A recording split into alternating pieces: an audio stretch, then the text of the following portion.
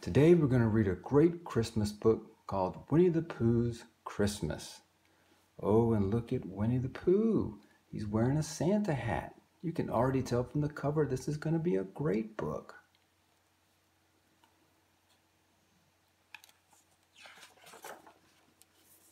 It was the night before Christmas, and Winnie the Pooh's nose was pressed flat against the window pane.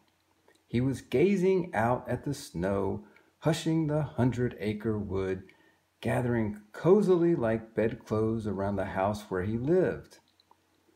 Look at Winnie the Pooh's house. I think he was looking out his window right here at all the snow that's gathering. That is a lot of snow. "I'm very glad to see you," Pooh chuckled to the plump snowflakes drifting past. "You're just in time for Christmas, which, if you must be in time for something, is something very nice to be in time for." Pooh turned to take a look at his house. It was full of decorations. Look at his Christmas tree. And look at all I guess these are empty honey pots that he's used to hold his candles, like ornaments on his tree. Very clever. But he scratched his head and sighed. "Let me see, a tree, some candles. There seems to be something missing." All at once, Pooh heard a rattle of very small knocks at his front door. "Perhaps," Pooh smiled to himself, "that is whatever it is that's missing." Pooh opened the door to find a very small snowman with a pair of very piglet-looking ears. Oh my, look at the snowman here with the piglet-looking ears. I wonder who it is. "Oh," remarked Pooh, who was a very surprised bear. Then he added, "Hello," to be polite, because one should always be polite, even to surprises. "Hello, Pooh Bear," the snowman answered in a very piglet-sounding voice. "Merry Christmas." It even sounded a little bit like Piglet. I wonder. Well, Pooh wondered whether it was more polite to invite the snowman in where it was warm or let him stay outside where snowmen are usually more comfortable. The snowman finally gave Pooh a small hint. "May I come in?" it asked. "Please do," said Pooh. The snowman hurried inside and he stood in front of the fireplace. "The only thing I don't like about Christmas," said the snowman, "and it's a very small thing, is that my ears get so very cold." Boy, they would be cold with all that snow on them. "I can imagine," replied Pooh, who could not imagine a snowman's ears being anything but cold. The snowman stood shivering in front of the fire, and with every tremble and quiver, he began to look less and less like a snowman and more like Piglet. The snowman is Piglet. Once all the snow melted off, Pooh could tell it was Piglet.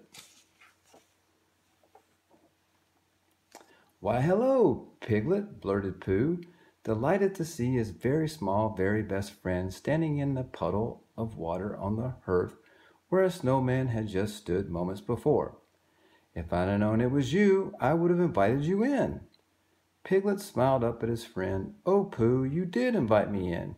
You knew it was me all along."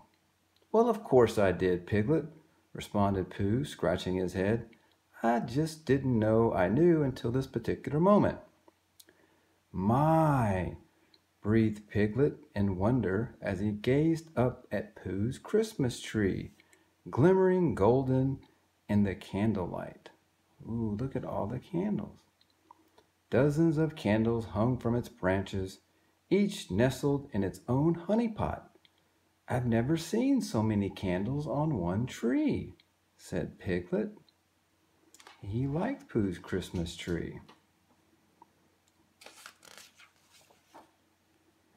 "Well," explained Pooh, "there seemed to be a great many honey pots to use for candle holders. And there was a great deal of extra room on the tree because the popcorn didn't seem to get strung," said Pooh. Would you like me to help you string the popcorn, Pooh? Piglet asked. Why, yes, Piglet. I'd like that very much, answered Pooh. That is, if there were any popcorn left to string, which there isn't. Oh dear, said Piglet. He looked around nervously. He leaned close to Pooh and whispered, What happened to it all? I ate it, Pooh whispered back. I was tasting it to make sure it was properly popped, and by the time I was sure, Pooh shrugged and sighed, it was all gone. I do, however, still have the string. Oh, Pooh, he wanted to put popcorn, he wanted to string it around the tree, but he had to taste it first, and once he started tasting it, he ate it all.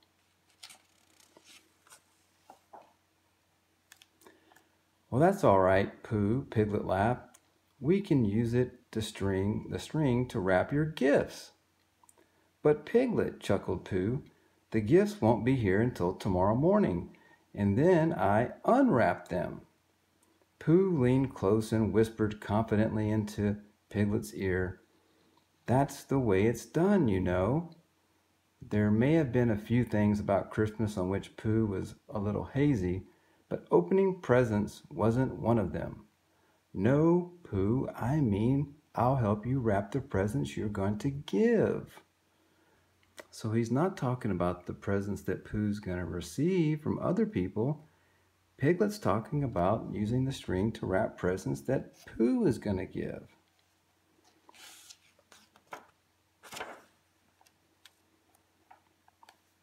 Well, then Pooh's smile disappeared. Oh, he said quietly, those gifts.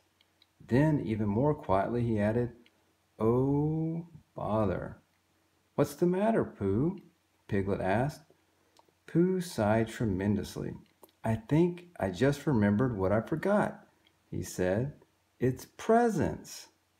No presents? Piglet looked up at Pooh sadly. Not even a very small one? Pooh shook his head. I'm sorry, Piglet. Piglet smiled bravely. It's all right, Pooh. I always get a bit too excited opening presents, and it's the thought that counts, you know.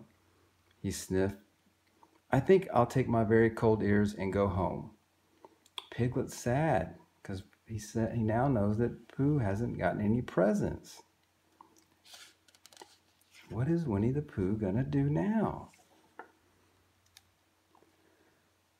Well, Pooh saw his friend to the door and watched him walk sadly down the path as the snowflakes began turning him into a very small snowman once again. Oh my, Pooh said to himself as he wound his muffler around his neck and stepped out into the snow. If it's the thought that counts at Christmas, I think I'd better ask Christopher Robin what he thinks about thoughts and presents and Christmas and everything.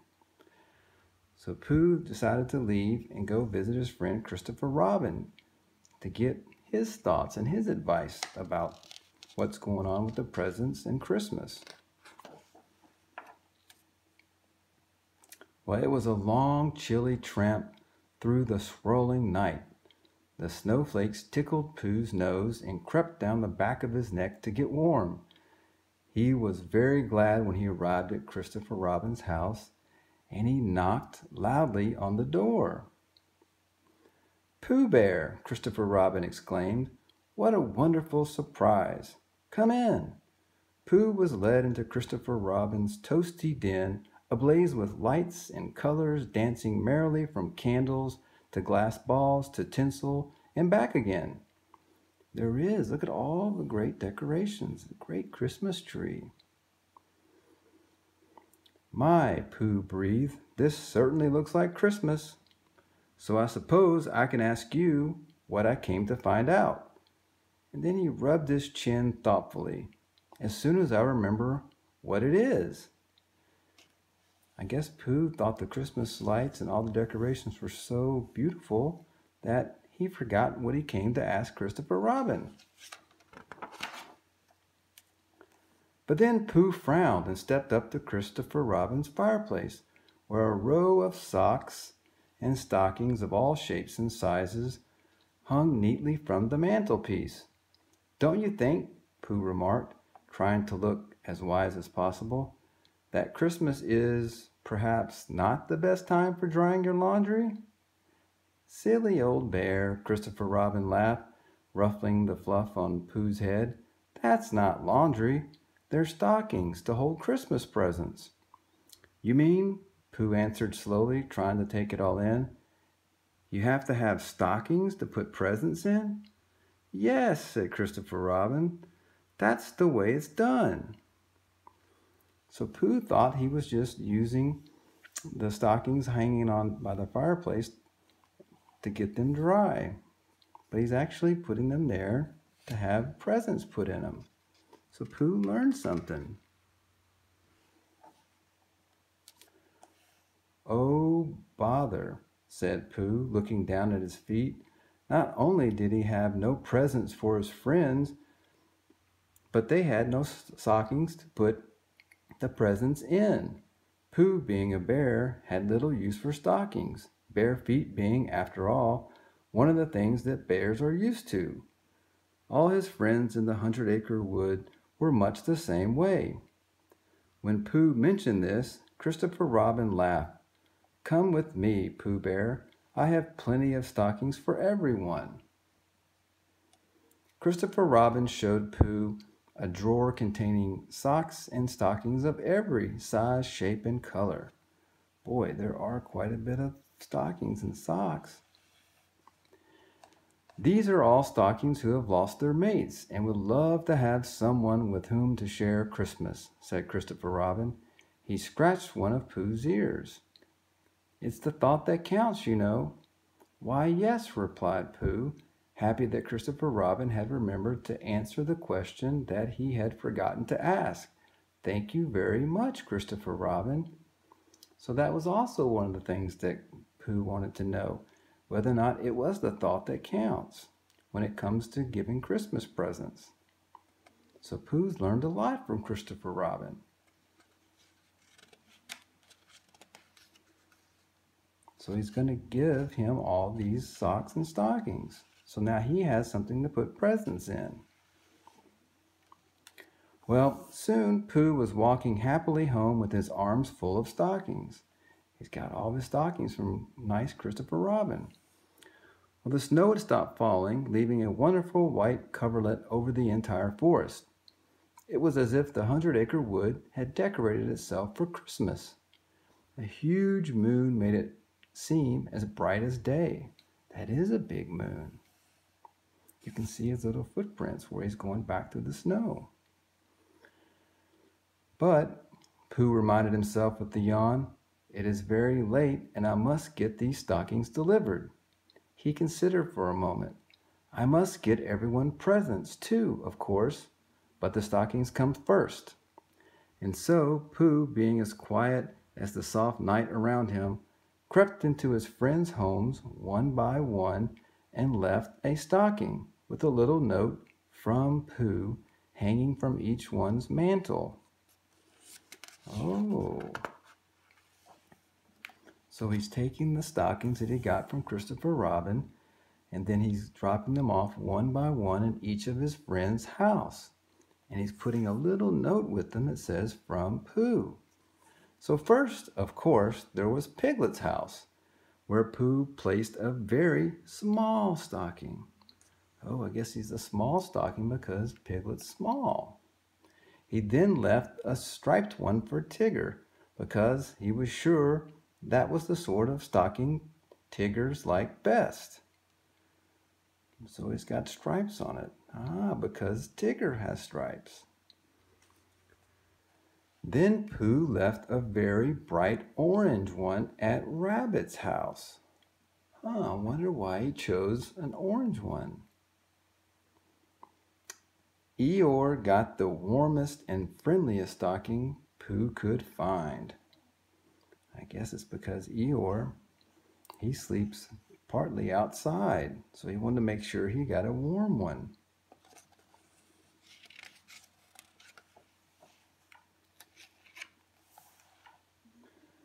Gopher received a long, dark stocking. Pooh thought it was what a tunnel would look like if a tunnel were a stocking. It is long. That is clever. Finally, Al was given a stocking the color of the sky, in which Pooh thought he would like to fly if Pooh were an owl. So he's given the owl a blue stocking like the sky. Well, it was very, very late now when Pooh nailed his own honey-colored stocking. He has his own stocking up to his very own mantelpiece. Now that this stocking business is all taken care of, said Pooh, settling down in his softest armchair, I simply must do some serious thinking about what I am going to give my friends for Christmas. Pooh closed his eyes, and soon neither his snoring nor the sun rising over the 100-acre wood disturbed his thoughts. So he just wanted to rest for a little bit to think about what he wanted to give his friends as presents to put into their stockings. But it looks like his deep thoughts turned into a sleep. And he kept sleeping until the sun came up. In fact, Pooh did not stop his deep thinking or loud snoring until a knock sounded at his door, accompanied by a chorus of "Merry Christmas, Pooh Bear!" Pooh opened his eyes and glanced out anxiously. Look, all of his friends had come over to his house, and they were knocking on his door, wishing him a Merry Christmas. And look, they all look so happy, and they each have the stocking that he left them. Oh no, he thought. My friends are here for Christmas, and I have no presents for any of them. There's only one thing to do, he told himself sternly. I shall simply have to tell my friends I'm sorry, but I only thought about presents for them. Again, it's the thought that counts, Pooh thought.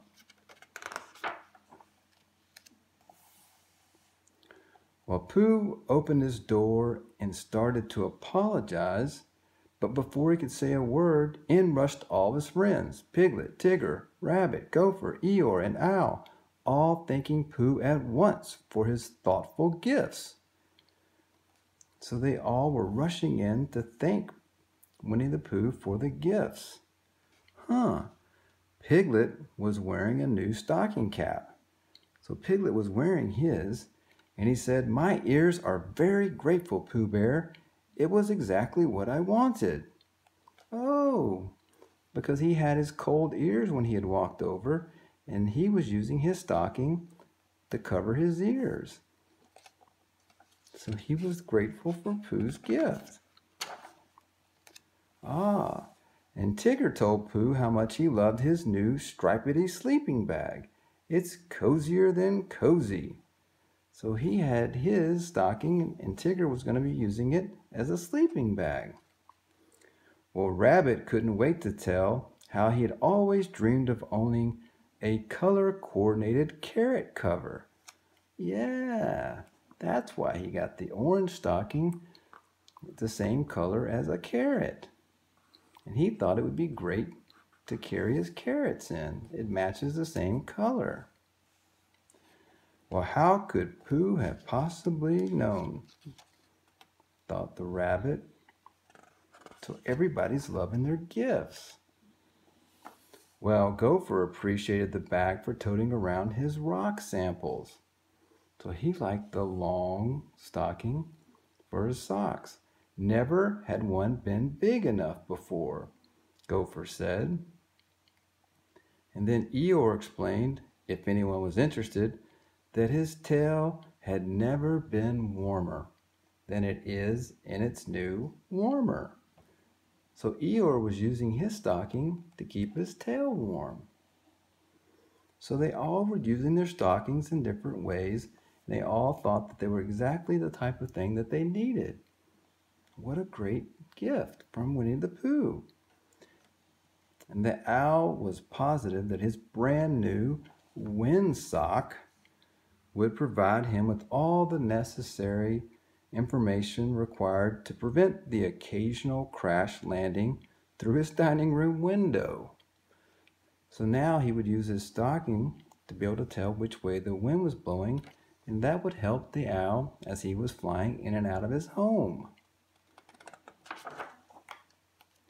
Wow. Pooh put his hands behind his back and looked thoughtful. Something awfully nice is going on, though I'm not at all sure how it happened. Well, I'll tell you how it happened, Buddy Bear, exclaimed Tigger. It's called Christmas. And he shoved a large pot of honey with a stripedy ribbon and bow down the stocking hanging from Pooh's mantle. So Tigger was putting his present of honey into Pooh's stocking. The others quickly followed suit with presents of their own for Pooh, which all turned out to be pots of honey.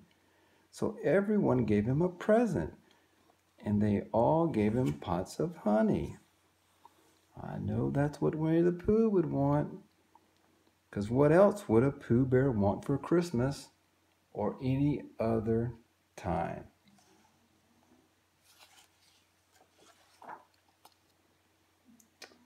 Christmas, sighed Pooh happily.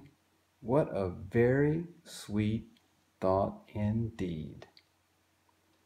Everybody's happy with what they received for Christmas. What a great book. What a great bunch of friends.